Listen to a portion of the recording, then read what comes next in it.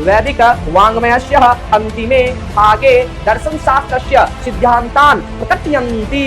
कहते हैं my dear कि उपनिषद जो है वैदिक वाङ्मय, ठीक है, सतस्य अपिहितम, सत्य का, ध्यान देगा, सतस्य अपिहितम, सतस्य मतलब होता है, सतस्य मतलब होता है सत्य का, सत्य का। और ये जो यहाँ पर देख रहे हैं अपिहितम, अपिहितम, तो ये क्या है बच्चों? कण्ठोप उपनिषद है। आप जो है नचिकेता के बारे में आप लोग हिंदी में क्लास 8 के हिंदी में पढ़े होंगे, नचिकेता, ठीक है, उसी का जो है वहां पर कण्ठोप उपनिषद के बारे में चर्चा है। तो आइए समझते हैं।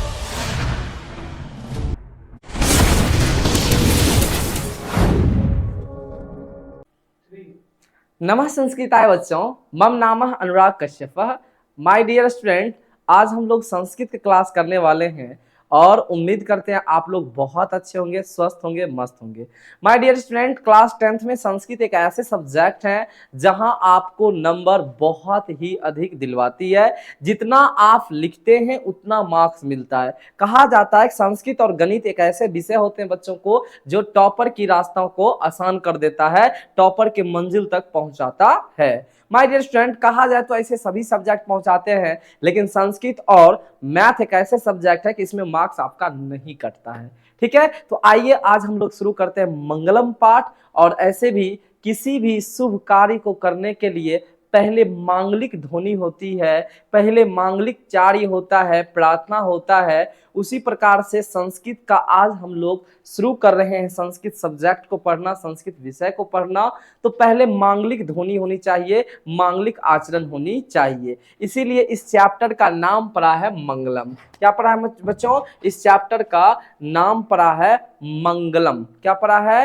मंगलम। इस चैप्टर का नाम मंगलम पड़ा है। तो अब देखिए माय डियर स्टूडेंट, इस चैप्टर का नाम मंगलम है। अब यहां से हम लोग शुरू करेंगे कि मंगलम पाठ कहां से संकलित है, इसके रचनाकार कौन है। तो याद रखेंगे, मंगलम पाठ के रचनाकार महर्षि वेदव्यास जी हैं और मंगलम पाठ उपनिषद से लिया गया है। कहां से? उपनिषद से लिया गया है। ठीक है बच्चों, उपनिषद से लिया गया है। अगर ये पूछ दिया जाए उपनिषद का अर्थ क्या होता है, ठीक है, उपनिषद का अर्थ क्या होता है, तो ये बताएंगे। उपनिषद का अर्थ होता है कि प्राचीन काल में गुरुजनों के समीप शिष्यगण बैठकर अनुशासित रूप से बैठकर ज्ञान प्राप्त करना। उपनिषद का क्या अर्थ होता है कि प्राचीन काल में गुरुजनों के समीप बैठकर अनुशासित रूप से बैठकर ज्ञान प्राप्त करना होता है। ठीक है, एक चीज समझिएगा बच्चों, समय रहते आपको सारा कुछ करना होता है। अभी आपका समय है क्लास 10th को बेहतर बनाने का, बेहतर बना लीजिए। समय नहीं रहेगा तो फिर क्या दिक्कतें हो जाएगी। क्या कहते हैं समझिएगा, समय के विषय में ही देखिए, कह रहा है कि टाइम इज मनी। क्या? Time is money. समय जो है हमारा, समय बहुत बड़ा मूल्य है, या समय का बहुत मूल्य है, समझिएगा। कहते हैं जीवन का सबसे बड़ा गुरु वक्त होता है। जीवन का सब सुनेंगे, जीवन का सबसे बड़ा गुरु वक्त होता है, क्योंकि जो वक्त सिखाता है वो कोई नहीं सिखा पाता है। जो वक्त सिखाता है वो कोई नहीं सिखा पाता है। सच में बच्चों, जो है जीवन, याद रखिएगा, जीवन का सबसे बड़ा गुरु वक्त होता है। वक्त रहते अगर आप नहीं करते हैं ना काम, तो वक्त जो सिखा देगा ना वो कोई नहीं सिखाएगा। वक्त के साथ अगर चलेंगे तो आपको बहुत मान सम्मान गांव समाज में दिलाएंगे। अगर वक्त के साथ नहीं चलते माय डियर तो कुछ भी नहीं होगा। ठीक है, तो कुछ भी नहीं हो पाएगा।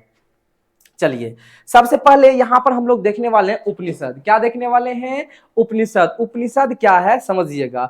तो उपनिषद के विषय में समझने की प्रयास कीजिएगा। ये जो उपनिषद है, ये उपनिषद का तात्पर्य होता है माय डियर कि समीप बैठना। क्या? समीप, ध्यान दीजिएगा, समीप, समीप या पास बैठना। ठीक है, बैठना कैसे बच्चों? अनुशासित रूप से। किसके समीप बैठना? गुरुजनों के समीप बैठकर ज्ञान प्राप्त करना। अब देखिए, इससे कुछ महत्वपूर्ण जो है पॉइंट्स हैं, ऑब्जेक्टिव कह सकते हैं, जो कि बार बार एग्जाम में पूछा जाता है। कुछ महत्वपूर्ण ऑब्जेक्टिव्स हैं जो कि बार बार एग्जाम में पूछा जाता है। पहला कि जो वेद की संख्या कितने होते हैं माय डियर? 4 होते हैं। वेदांग की संख्या कितने होते हैं? 6 होते हैं। डायरेक्ट पूछेगा वेद की संख्या कितने होते हैं? 4। ऋग्वेद, अथर्ववेद, यजुर्वेद, सामवेद, ठीक है। तो ये वेद की संख्या क्या होते हैं, 4 होते हैं, वेदांग की संख्या 6, और संस्कार की संख्या कितने होते हैं, तो संस्कार की संख्या 16 होते हैं, संस्कार की संख्या 16 होते हैं। लेकिन यदि यदि बच्चों प्रकार पूछ ले ना तो 5 प्रकार के होते हैं। संस्कार कितने प्रकार के होते हैं, 5 प्रकार के होते हैं, और संख्या पूछे तो 16 प्रकार के होते हैं। कहते हैं भारतवर्षे षोडश संस्कारः अस्ति, एक संस्कारे स्वपवित्रः विवाह संस्कारः अस्ति। माय डियर, कहते हैं भारतवर्ष में 16 संस्कार है, और उन 16 संस्कार में सबसे जो पवित्र संस्कार होता है वह विवाह संस्कार होता है। क्या, विवाह संस्कार होता है। अच्छा, इस पाठ में कितने मंत्र हैं, इस पाठ में कितने मंत्र हैं, तो माय डियर इस पाठ में कुल मिलाकर 5 मंत्र हैं, और उपनिषद की कुल संख्या कितने होते हैं,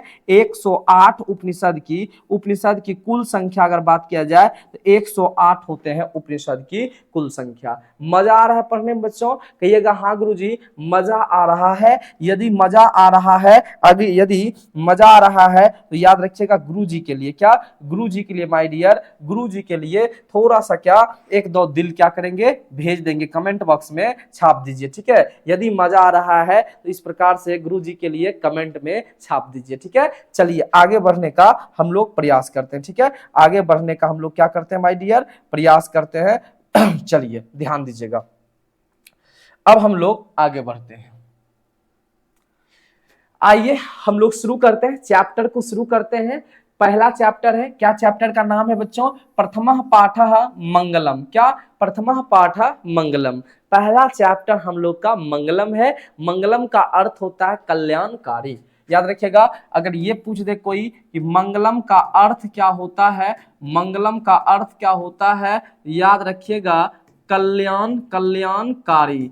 मंगलम का अर्थ होता है बच्चों कल्याणकारी या मांगलिक ध्वनि। क्या, या मांगलिक ध्वनि शुभ समय, मांगलिक ध्वनि या शुभ समय होता है, मांगलिक ध्वनि या शुभ समय होता है। चलिए इसके लेखक कौन है, इसके लेखक ध्यान दीजिए बच्चों, इसके लेखक कौन है, इसके लेखक है महर्षि वेद व्यास जी। इसके लेखक कौन है, महर्षि वेद व्यास जी। अब ये यहाँ पर क्या है, महर्षि वेद व्यास जी हैं, तो हम महर्षि वेद व्यास जी को कहेंगे नमो नमः। क्या बोलेंगे, नमो नमः बोलेंगे, क्योंकि आज महर्षि वेद व्यास जी नहीं होते तो आज महाभारत की जो चर्चा आप सुन रहे हैं, गाथा जो महाभारत की सुन रहे हैं, उपनिषद की सुन रहे हैं, और ये मंगलम पाठ की जो सुन रहे हैं, ये वेद व्यास जी के कारण ही संभव हो पाया है। ठीक है डियर, वेद व्यास जी के कारण ही संभव हो पाया है। चलिए हम लोग आगे बढ़ते हैं। संस्कृत देवतुल्य भाषा है, और संस्कृत भाषा देवनागरिक लिपि में लिखी जाती है। संस्कृत भाषा देवनागरिक लिपि में लिखी जाती है, इसलिए माय डियर बहुत प्यार से इस भाषाओं को पढ़ेंगे। क्या, बहुत प्यार से इस भाषाओं को हम लोग पढ़ेंगे, ठीक है। चलिए ध्यान देते हैं, क्या कहा जाता है समझने का प्रयास कीजिएगा।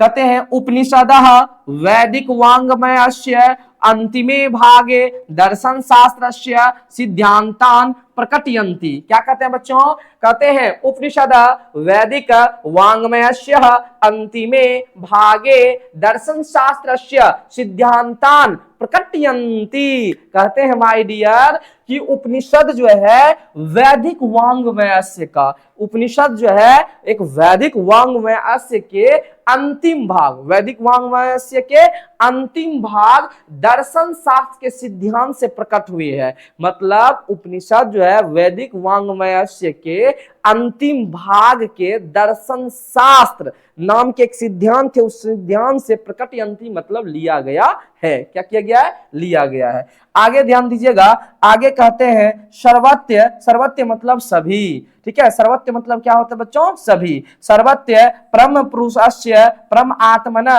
महिमा प्राधान्यता गीयते। कहते हैं बच्चों सर्वत्य मतलब सभी जगह, सर्वत्य मतलब सभी जगह, परम पुरुषस्य परम आत्मनः महिमा प्राधान्यता गीयते। अर्थात बच्चों कहते हैं कि परम पुरुष परमात्मा का इस पूरे संसार में उनका महिमा का गुणगान किया जाता है। इस पूरे सृष्टि में परम पिता परमेश्वर का, परम पिता परमेश्वर ब्रह्म जो है ना, परम पिता परमेश्वर का क्या इस सृष्टि में क्या गुणगान किया जाता है, सभी जगह गुणगान किया जाता है, सभी जगह विद्यमान होते हैं। कौन, परम पिता परमेश्वर।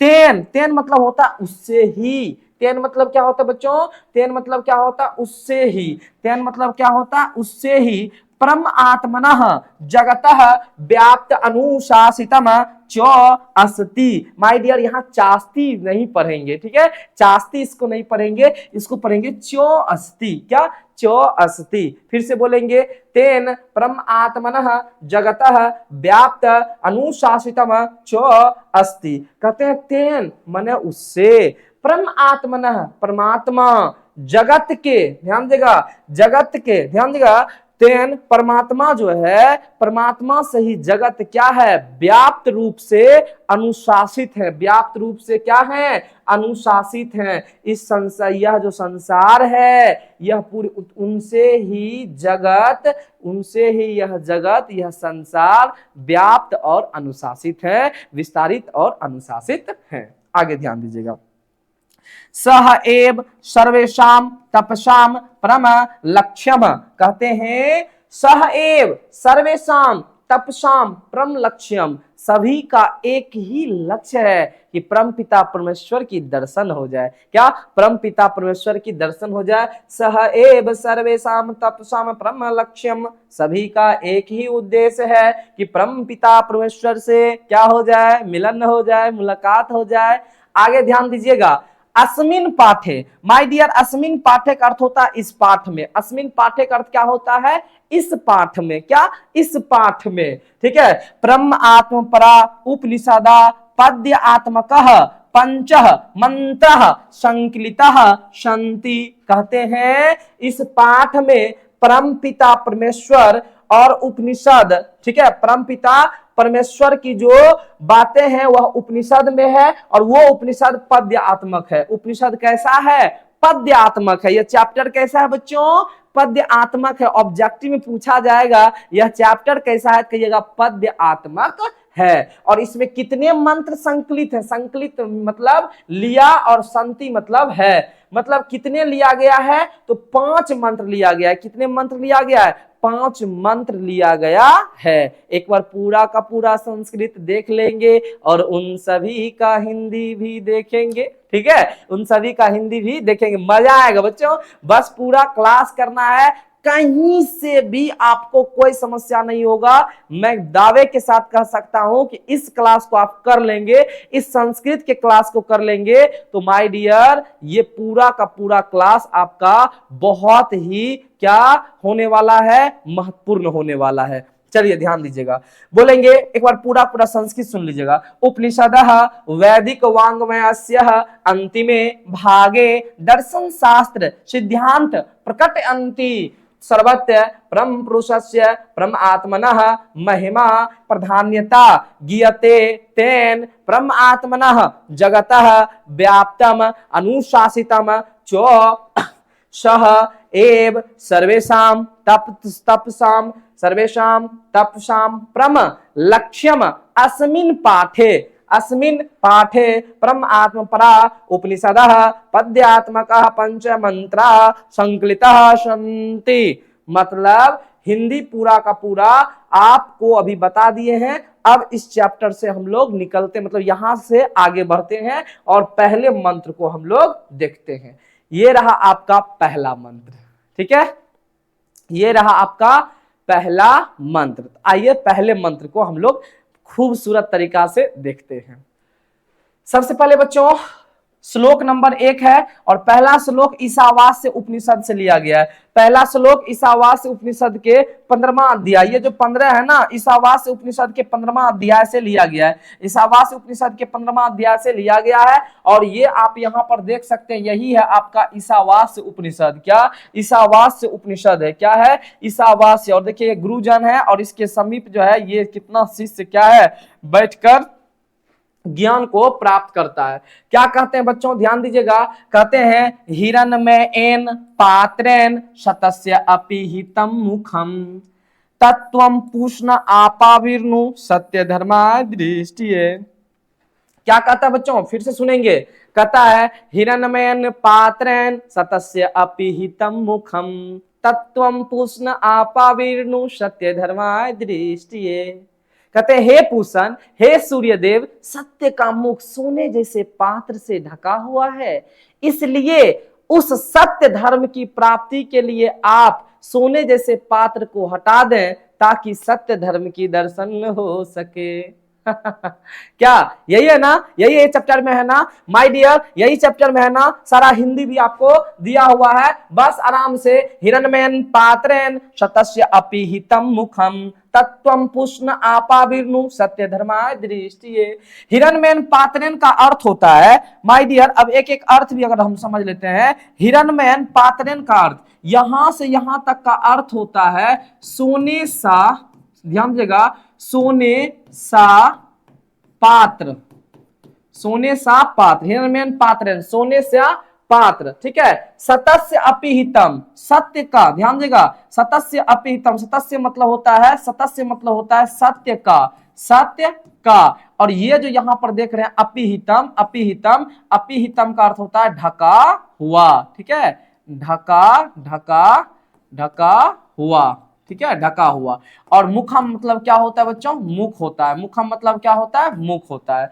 तो सोने सा, सोने सा, ध्यान दीजिएगा, सोने सा पात्र का, सत्य का मुख, सत्य का मुख सोने सा पात्र से ढका हुआ है। मतलब इसको अगर हम लोग नंबरिंग करेंगे तो यहां पर देखिएगा सोने सा पात्र, सोने सा पात्र से, सोने सा पात्र से सत्य का मुख ढका हुआ है। इस प्रकार से सोने से पात्र का सत्य का मुख ढका हुआ है, ठीक है माय डियर, समझ गए ना। आगे ध्यान दीजिएगा, तत्व, तत्व मतलब तुम, ध्यान दीजिएगा यहां पे क्या लिखा हुआ ना, इसको अगर हम यहां पर ऐसे कर दे बच्चों, यहां पे ऐसे कर दे तो ये हो जाएगा तत् और जोड़ त्वम हो जाएगा, क्या हो जाएगा, त्वम, ठीक है, तत् जोड़ त्वम। पूषण, पूषण मतलब होता है, पूषण मतलब होता है यहां से, पूषण मतलब होता है सूर्य, पूषण मतलब क्या होता है बच्चों, सूर्य। आपाविर्नु मतलब होता है ढका हुआ, सत्य मतलब होता है सत्य, सत्य मतलब सत्य, धर्माय दृष्टिय मतलब होता है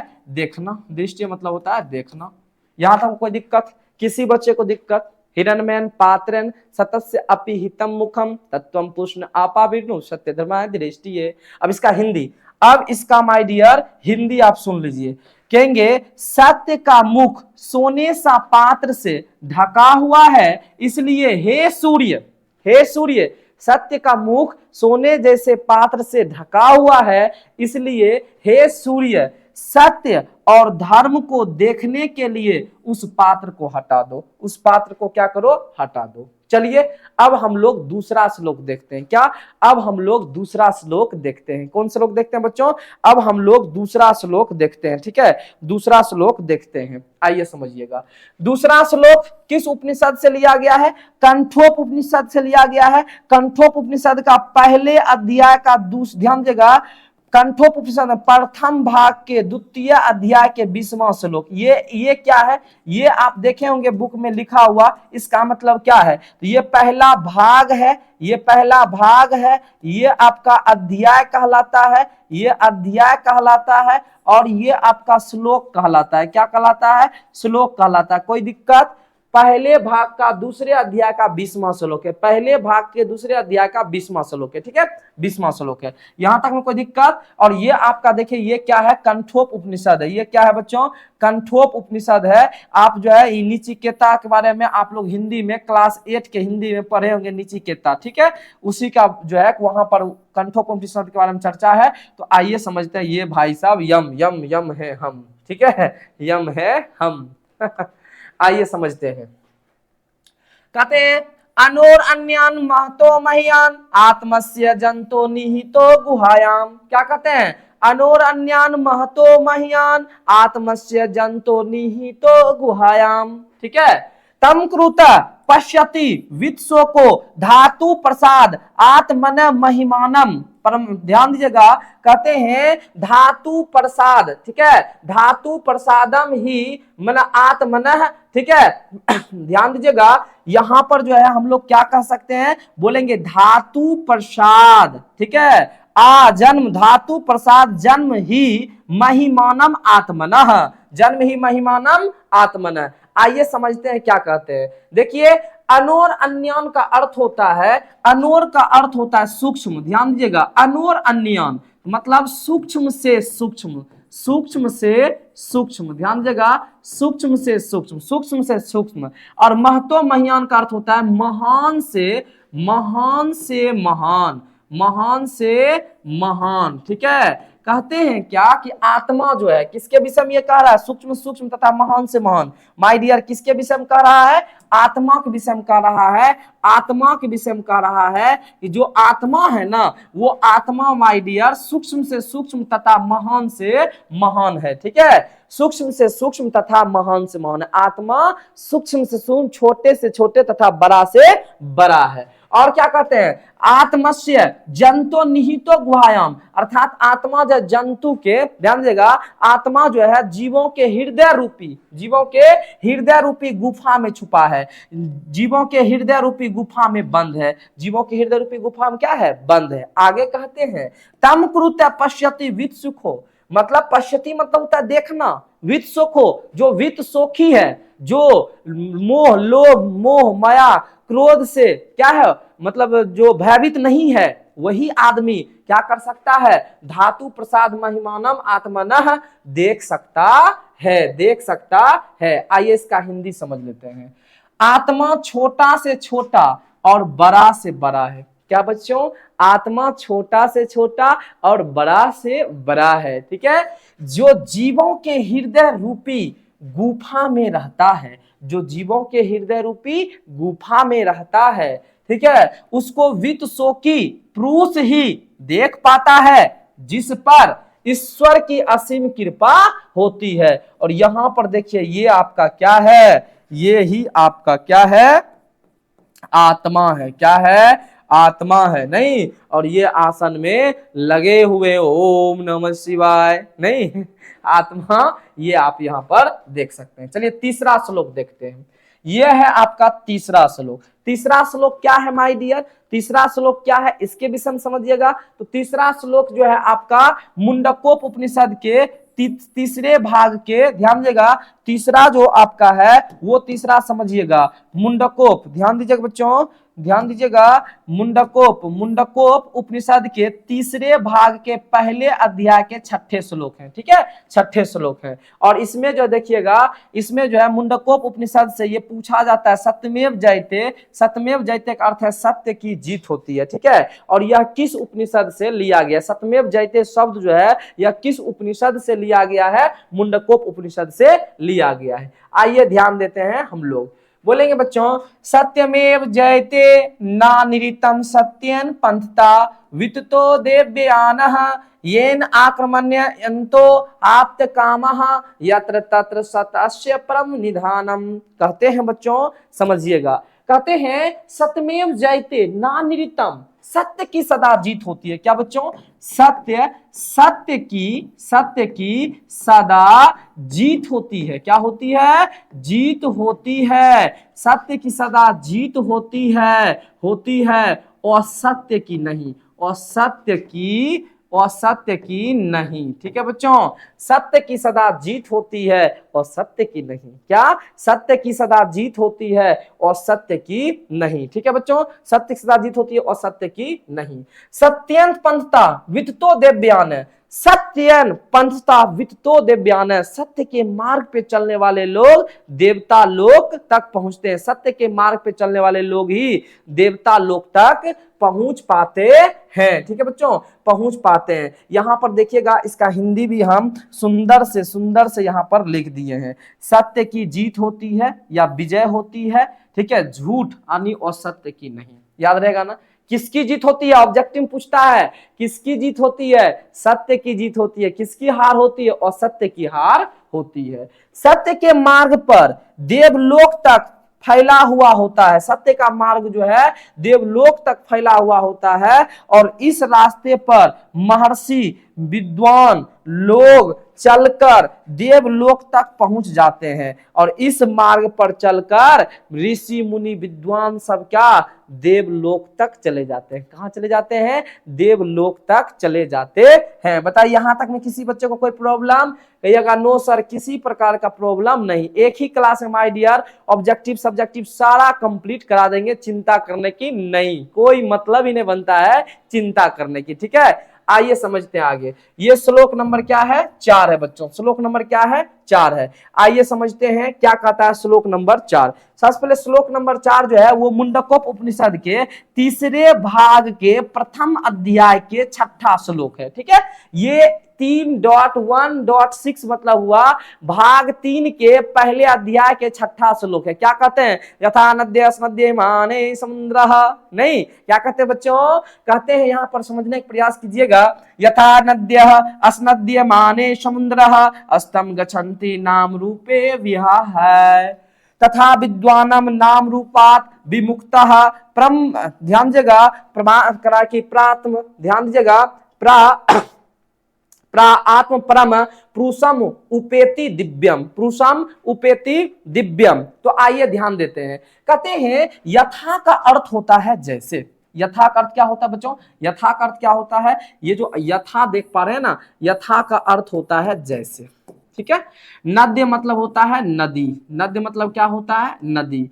अस्नद्य माने समुद्र। कहते हैं छोटी छोटी नदियां समुद्र में विलीन हो जाती है। यहाँ पे तो नहीं दिख रहा होगा ना, इधर से भी बच्चों नदी आ रही है, इधर से नदी, और ये जाकर कहां? समुद्र में विलीन हो जाएंगे। ये जाकर कहां? समुद्र में विलीन हो जाएंगे। मतलब ये जो है आपका क्या है? समुद्र है। ये क्या है बच्चों? समुद्र। और ये छोटी छोटी क्या है? ये छोटी छोटी क्या है बच्चों? ये छोटी छोटी नदी है। ये छोटी छोटी क्या है? ये छोटी छोटी नदी है। कहते हैं क्या? यथा नद्य स्नद्य माने समुद्र, छोटी छोटी नदियां, छोटी छोटी नदियां अस्तम गच्छन्ति नाम रूपे विहाय, छोटी छोटी नदियां अपने नाम रूप को भूलकर समुद्र में विलीन हो जाते हैं। ठीक उसी प्रकार विद्वान नाम रूपात विमुक्तः, ठीक उसी प्रकार विद्वान अपने नाम रूप को भूलकर, ठीक है, परमात्म, ध्यान दीजिएगा, नाम रूप को भूलकर प्रा आत्म परम पुरुषम उपेति दिव्यम, अपने नाम रूप को भूलकर ऋषिगण अपने नाम रूप को भूलकर परम पिता परमेश्वर की भक्ति में विलीन हो जाते हैं। परम पिता परमेश्वर के भक्ति में क्या हो जाते हैं? विलीन हो जाते हैं। कोई दिक्कत? इसका पूरा हिंदी क्या होगा? तो एक बार सर फिर से बताइए। छोटी छोटी नदियां अपने नाम रूप को भूलकर जिस प्रकार समुद्र में विलीन हो जाते हैं, ठीक उसी प्रकार विद्वान लोग अपने नाम रूप को भूलकर परम पिता परमेश्वर के भक्ति लोक में विलीन हो जाते हैं। कोई दिक्कत? कहिएगा नो सर, दिक्कत नहीं है। चलिए आगे ध्यान देते हैं। आगे कहता है, ठीक है, इसका तो हिंदी अभी बता ही दिए कि जिस तरह छोटी छोटी नदियां अपने नाम रूप को भूलकर समुद्र में विलीन या शांत हो जाती है, ठीक उसी प्रकार विद्वान ईश्वर की भक्ति में विलीन या शांत हो जाते हैं। और ये आप देख पा रहे होंगे, ये क्या है? ये आपका समुद्र है माय डियर, समुद्र है। यहाँ विलीन हो जाते हैं नदियां। ठीक है, चलिए आगे बढ़ते हैं। आगे बढ़ते हैं। आगे क्या कहता है समझिएगा। वेदा हेमंतम पुरुषम महांतम, क्या? वेदा हेमंतम पुरुषम महांतम, ठीक है, आदित्य वर्णम तत्सम प्रस्तात तमेव विदित्वा मृत्वम एति नद्यः पंथा वित्यते अन्यान। कहते हैं कि ये जो आप देख रहे हैं, वेदा हेमंतम पुरुषम महांतम आदित्य वर्णम तत्सम प्रस्तात, तो कहते हैं कि ये जो श्लोक आपका 5वां श्लोक है, ये श्लोक कहां से लिया गया है? श्वेता श्वेतर उपनिषद से लिया गया है। और ये आप देखते हैं श्वेता श्वेतर उपनिषद, यही आपका क्या है? श्वेता श्वेतर उपनिषद है। अब इसका हिंदी को थोड़ा सा आप लोग ध्यान से देखेंगे। ठीक है, हिंदी क्या कहता है? मैं उस परम पुरुष को जानता हूं, मैं उस परम पुरुष को जानता हूं। किस परम पुरुष को? मैं उस परम पुरुष को जानता हूं जो आदित्य वर्ण के रूप में, ठीक है, अंधकार के आगे प्रकाश के रूप में है, जो अंधकार के आगे प्रकाश के रूप में है, जिसे जानकर मृत्यु को भी पार कर जाता है और इसके अलावा दूसरा कोई मार्ग नहीं है। देख रहे हैं ना, ये जो यहाँ पर मार्ग देख रहे हैं, इसी मार्ग की चर्चा करते हैं। तो 5 श्लोक थे टोटल, और ये 5 श्लोक आपका क्या हो गया? कंप्लीट हो गया। अब हम लोग इसके सब्जेक्टिव क्वेश्चन को देखेंगे। क्या बच्चों?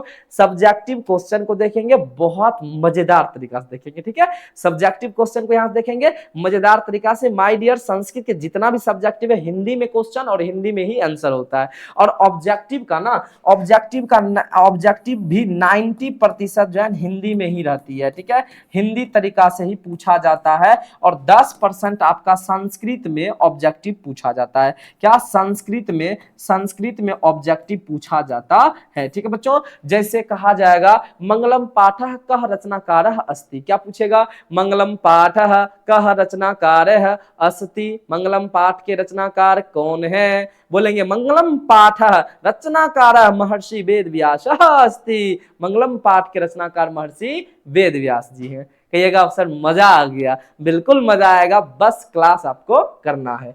आइए हिंदी क्वेश्चन देखते हैं जो कि एग्जाम में छपने वाला है। आत्मा का स्वरूप कैसा है, ठीक है, आत्मा का स्वरूप कैसा है, तो बोलेंगे अभी आप जानते हैं आत्मा का स्वरूप कैसा है, तो आत्मा सूक्ष्म से सूक्ष्म तथा महान से महान, यानी सूक्ष्म से सूक्ष्म तथा बड़ा से बड़ा है। बोलेंगे आत्मा का स्वरूप अणु से भी छोटा है, एक अणु जो होता है ना उस अणु से भी छोटा है तथा महान से भी महान है। आत्मा मनुष्य की हृदय रूपी गुफा में निवास करती है। आत्मा का जो स्वरूप है, आत्मा जो दिखता है वह आत्मा सूक्ष्म से सूक्ष्म तथा महान से महान है। आत्मा हृदय रूपी गुफा में निवास करती है। आत्मा हृदय रूपी गुफा में क्या करती है, निवास करती है। चलिए दूसरा क्वेश्चन है, दूसरा क्वेश्चन क्या है गुरुजी, बहुत मजा आएगा। विद्वान परम आत्मा के पास क्या छोड़कर जाते हैं, तो आपको बताए थे ना, यथा नद्य नद्य माने समुद्र, नहीं, अर्थात जिस प्रकार छोटी छोटी नदियां अपने नाम रूप को भूलकर समुद्र में विलीन हो जाते हैं, ठीक उसी प्रकार विद्वान लोग भी अपने नाम रूप को भूलकर प्रभु की भक्ति में विलीन हो जाते हैं। तो विद्वान क्या छोड़कर, अपने नाम रूप को छोड़कर, ठीक है। यहां पर देखिए, जिस प्रकार नदियां अपने नाम रूप को छोड़कर समुद्र में विलीन हो जाती है या मिल जाती है, ठीक उसी प्रकार विद्वान व्यक्ति अपने नाम और रूप को छोड़कर, अपने नाम और रूप को छोड़कर, क्या बच्चों, विद्वान व्यक्ति अपने नाम और रूप को छोड़कर मिल जाते हैं, कहां, प्रभु के भक्ति में विलीन हो जाते हैं। चलिए आगे ध्यान दीजिएगा, नदियों क्या छोड़कर समुद्र में मिलती है, देख रहे हैं ना, ये भागीरथी है, ये अलकनंदा है, ये गंगा है, ये सब नदियों जाकर कहां, समुद्र। ये जो आप यहाँ पर देख पा रहे हैं माय डियर, ये क्या है, ये समुद्र है, और ये सारे नदियां जाकर कहां, समुद्र में विलीन हो जाते हैं, समुद्र में मिल जाते हैं, समुद्र में मिल जाते हैं। तो क्या कहते हैं, ध्यान देगा, नदियों क्या छोड़कर समुद्र में मिल जाती है, तो माय डियर कहेंगे नदियां अपने नाम और रूप को छोड़कर समुद्र में मिल जाती है, ठीक है। चलिए आगे, नदियों और विद्वान में क्या समानता है, ये जो आप देख रहे हैं ना, ये क्या है, नदी है, ये क्या है बच्चों, नदी है, और ये क्या है भाई साहब, ये विद्वान है, ये क्या है, विद्वान साथी है, ठीक है, विद्वान विद्वान है, विद्वान है, ठीक है, विद्वान है। तो आइए ध्यान देते हैं, बोलेंगे जिस प्रकार नदियां अपने नाम रूप को छोड़कर समुद्र में मिल जाती है, अपने नाम रूप को छोड़कर समुद्र में मिल जाती है, ठीक उसी प्रकार विद्वान व्यक्ति अपने नाम और रूप को छोड़कर परमपिता परमेश्वर में मिल जाते हैं, परमपिता परमेश्वर में विलीन हो जाते हैं, ठीक है। चलिए अगला प्रश्न है, महान लोग संसार रूपी सागर को कैसे पार करते हैं, महान लोग यानी विद्वान लोग संसार रूपी सागर को कैसे पार करते हैं माय डियर, आइए समझते हैं। तो बोलेंगे महान लोग संसार रूपी सागर को पार करने के लिए सत्य के मार्ग पर चलकर ही वह परम पिता परमेश्वर को प्राप्त कर सकता है तथा इस जीवन मरण के चक्र से मुक्त हो सकता है। अतः वह जो है, ध्यान दीजिएगा, सत्य रूपी, क्या, सत्य रूपी मार्ग को अपनाकर संसारिक रूपी सागर से पार कर सकता है, संसारिक रूपी सागर से क्या, पार कर सकता है, ठीक है। और ये क्वेश्चन भी आजकल बहुत पूछा जाने लगा है। कौन सा क्वेश्चन है, तो आइए समझते हैं। ये क्वेश्चन क्या, ये क्वेश्चन मंगलम पाठ का 5 वाक्य में वर्णन करें। बहुत इंपॉर्टेंट सब्जेक्टिव है, बहुत VVI है, बहुत VVI एकदम 2026 के एग्जाम में छपने वाला है, ठीक है। बोर्ड परीक्षा 2026 क्लास 10th में देखने को मिलेगा। क्या कहते हैं सुनिएगा, कहते हैं मंगलम पाठ में 4 उपनिषद की सहायता से 5 मंत्र मिलते हैं। सही बात है, क्योंकि जो है कंठोप उपनिषद ये 2 बार है, क्या सॉरी मुंडकोप उपनिषद कितने बार, 2 बार है। चलिए कहते हैं 4 उपनिषद के सहायता से 5 मंत्र लिए गए हैं। इस पाठ में परमात्मा, इस पाठ में आत्मा तथा परमात्मा के स्वरूप का वर्णन किया गया है। सत्य की महत्व के बारे में, सत्य के महत्व के बारे में बताया गया। इस चैप्टर में क्या बताया गया है, सत्य के महत्व के बारे में बताया गया। क्या, सत्य के महत्व के बारे में बताया गया है। ठीक है, सत्य के मार्ग को अपनाकर देवलोक जाने की विधि के बारे में बताया गया है। जिस प्रकार नदी अपना नाम रूप को छोड़कर समुद्र में मिल जाती है, ठीक उसी प्रकार व्यक्ति, इसी प्रकार विद्वान अपने नाम रूप को छोड़कर प्रभु के भक्ति में विलीन हो जाते हैं, डूब जाते हैं। ठीक है माय डियर स्टूडेंट, चलिए अगले क्वेश्चन की ओर चलते हैं। ठीक है, अगले क्वेश्चन, अब यहां से ऑब्जेक्टिव, अब यहां से क्या है, ऑब्जेक्टिव क्वेश्चन है, और इन ऑब्जेक्टिव क्वेश्चन को हम लोग फटाफट देखने वाले हैं। क्या, इन ऑब्जेक्टिव क्वेश्चन को फटाफट हम लोग देखने वाले हैं। ठीक है बच्चों, चलिए फटाफट आप लोग बताएंगे, यहां से मजा आने वाला है। सत्यमेव जयते डैश डैश डैश किस उपनिषद से संकलित है? नहीं, यानी सत्यमेव जयते ना निरितम। ठीक है, मतलब सत्य की सदा जीत होती है और सत्य की नहीं, और सत्य की नहीं। यह किस उपनिषद से संकलित है आपको पता होनी चाहिए, मुंडकोप उपनिषद से संकलित है, यानी ऑप्शन नंबर बी आपका सही हो जाएगा।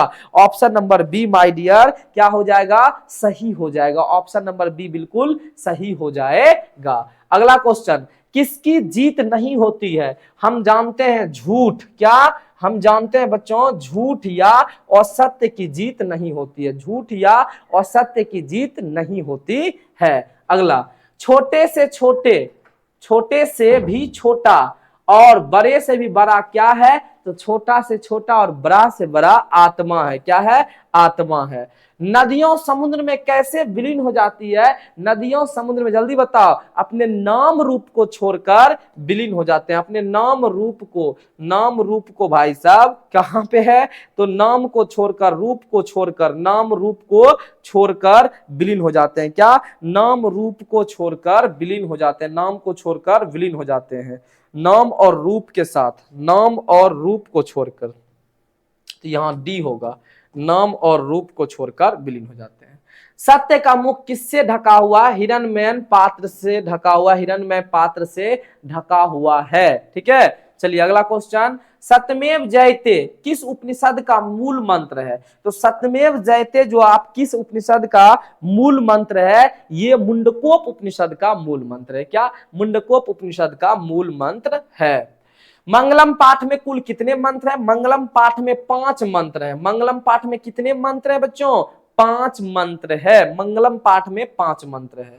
हिरण्मयन पात्रेण डैश दृश्यते, यह मंत्र किस उपनिषद से उद्धृत है? तो ये आपका जो है पहला जो उपनिषद है वो ईशावास्य उपनिषद से है उद्धृत, क्योंकि पहला ये अगर डैश डैश की अगर बात किया जाए तो जानबूझकर छोड़ देता है डैश डैश देके, ताकि बिहार बोर्ड के बच्चे जो एग्जाम दे रहे हैं उसको ट्रैक करता है बोर्ड कि इसको याद है या नहीं। तो आपको याद होनी चाहिए, हम आपको याद करवाए हैं। हिरण्मयन पात्रेण सतस्य अपिहितम मुखम तत्वम पुष्ण आपाविर्नु सत्य धर्माय दृष्टिये। ठीक है, चलिए महान से भी महान क्या है? महान से भी महान आत्मा है। महान से भी महान क्या है बच्चों? महान से महान भी आत्मा है। अगला, यह संपूर्ण संसार किसके द्वारा अनुशासित है? परम पिता परमेश्वर से अनुशासित है, परमात्मा हो जाएगा ऑप्शन नंबर बी। अगला, वेदा हेमंतम पुरुषम महानतम डैश डैश डैश विद्य विद्य याना विद्य, ध्यान दीजिएगा, विद्यते अयानम। तो कहते हैं यह मंत्र किस उपनिषद से लिया गया है? ये श्वेता श्वेतर उपनिषद से लिया गया है, 5वां उपनिषद, पहला पाठ का 5वां उपनिषद है, 5वां मंत्र है। चलिए, मंगलम पाठ कहां से संकलित है? मंगलम पाठ उपनिषद से संकलित है। ठीक है, अगर पूछेगा वेदांग की संख्या 6, पुराण की संख्या 18, वेद की संख्या 4 और उपनिषद की संख्या 108 लिख लीजिए बच्चों। ठीक है, ये ऑब्जेक्टिव में पूछ दिया जाता है। अनोर अन्यान महतो डैश डैश डैश महिमानम आत्मनः मंत्र में उपनिषद से संग्रहित है, उपनिषद संग्रहित है। तो अनोर अन्यान कंठोप उपनिषद से संकलित है। किस उपनिषद से? कंठोप उपनिषद से संकलित है। ठीक है बच्चों, चलिए। नदियां नाम रूप को छोड़कर किसमें मिल जाती है? तो नदियां नाम रूप को छोड़कर समुद्र में विलीन हो जाती है। नदियां नाम रूप को छोड़कर समुद्र में विलीन हो जाती है। ठीक है, चलिए आगे। अनोर अन्यान डैश डैश महियान पद्यांश के रिक्त स्थान में कौन सा पद होगा? तो आप जानते हैं अनोर अन्यान महतो महियान, तो अनोर अन्यान महतो, तो ये महतो शब्द हो जाएगा, ऑप्शन नंबर बी। और इस प्रकार से माय डियर ये चैप्टर आपका क्या हो गया?